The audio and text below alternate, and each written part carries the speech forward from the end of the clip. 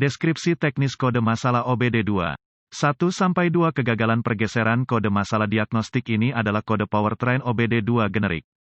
Ini dianggap generik karena berlaku untuk semua merek dan model kendaraan, 1996 baru, meskipun langkah perbaikan spesifik dapat bervariasi tergantung pada model.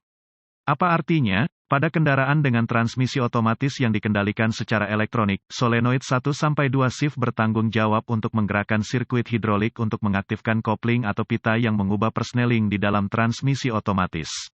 Solenoida shift dikendalikan oleh modul kontrol transmisi (TCM) atau unit kontrol engine, modul kontrol powertrain (ECU) (PCM). Sirkuit kontrol mungkin dikendalikan dari sisi daya atau tanah tergantung pada aplikasi. Beberapa kendaraan menguji sendiri rangkaiannya bahkan ketika gigi tidak digunakan. Solenoid 1-2 shift mungkin merupakan solenoid on-off atau siklus tugas yang dikontrol.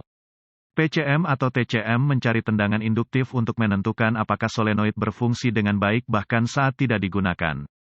Aktivasi singkat ini terlalu cepat untuk solenoid untuk benar-benar menyebabkan pergeseran transmisi.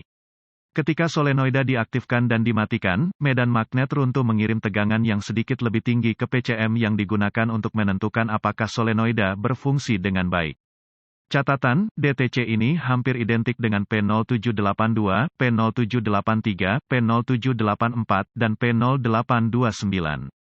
Gejala-gejala DTC P0781 dapat meliputi, periksa lampu engine menyala, lampu indikator kerusakan, mil, kendaraan tidak akan bergeser dari gigi 1 ke 2.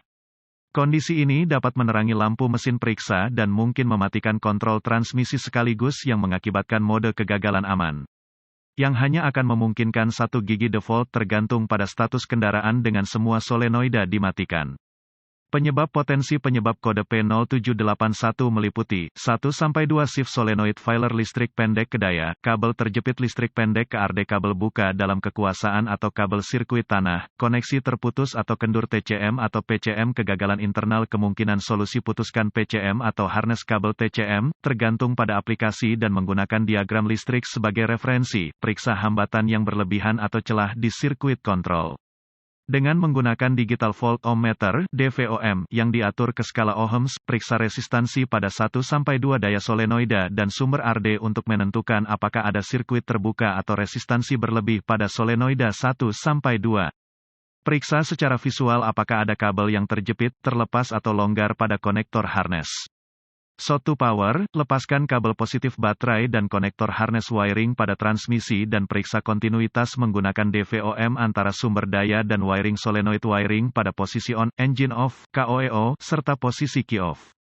Shot to ground, putuskan sambungan kabel positif baterai dan konektor harness pada transmisi dan periksa kesinambungan menggunakan DVOM antara 1-2 sumber daya solenoida dan ground yang dikenal baik.